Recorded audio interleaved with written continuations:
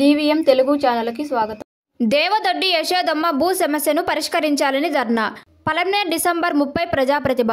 పలమనేర్ నియోజకవర్గం బైరెడ్డిపల్లి మండలం దేవదొడ్డి యశోదమ్మ భూ సమస్యను పరిష్కరించాలని కోరుతూ బైరెడ్డిపల్లి తహసీల్దార్ కార్యాలయం ముందు జాతీయ మానవ హక్కులు అవినీతి నిర్మూలన సంస్థ ఆధ్వర్యంలో సోమవారం ధర్నా నిర్వహించారు. ఈ సందర్భంగా జిల్లా నాయకులు డివి మునిరత్నం పార్థసారథి మాట్లాడుతూ దేవదొడ్డి గ్రామంలో యశోదమ్మ భర్త కృష్ణప్ప పూర్వీకుల నుండి సంక్రమించిన భూమి survey number 312/2A, 312/2B, 312/2C, 310/3Dలో మొత్తం 2 ఎకరాల భూమి భాగరీత్యా వచ్చిందని తెలిపారు. కృష్ణప్ప చనిపోవడంతో జూనోపాధులు కష్టమైన యశోదమ్మ బిడ్డలను పిలుచుకొని బెంగళూరు పట్టణానికి వలస వెళ్లిందని పేర్కొన్నారు.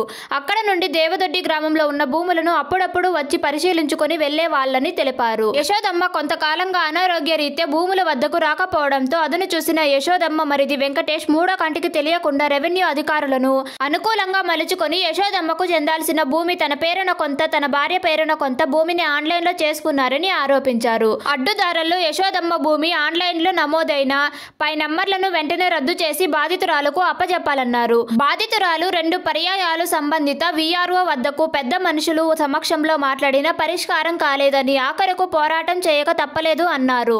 ఇప్పటికైనా రెవెన్యూ అధికారులు స్పందించి బాధితురాలు యశోదమ్మకు న్యాయం చేయాలని కోరారు. ఈ కార్యక్రమంలో రత్నమ్మ, సాంబశివ, గుర్రం సుబ్రహ్మణ్యం, శ్రీనివాసులు, నాగార్జున, గాయత్రితో పాటు 50 మంది పాల్గొన్నారు. మేము ఒకటే చెప్తున్నాం, ఈ రెవెన్యూ అధికారులకు సిగ్గు శరము లేదు అని మేము గట్టిగా చెప్పదలుచుకున్నాం.